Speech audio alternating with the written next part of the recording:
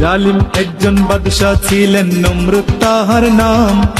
ভেবেছিলেন আল্লাহর চাইতে তিনি শক্তিমান, মহান আল্লাহর সাথে যুদ্ধ করিতেন তিনি। দেখেছিলেন তাহার যত সৈন্য বাহিনী, আল্লাহকে মারার জন্য তীর মারে আকাশে। কাণ্ড দেখে আল্লাহ তাআলা হয়তো তখন হাসে। অবশেষে ক্ষুদ্র মশা দিয়ে রহমান নমরুদের সকল শক্তি করলেন অবসান।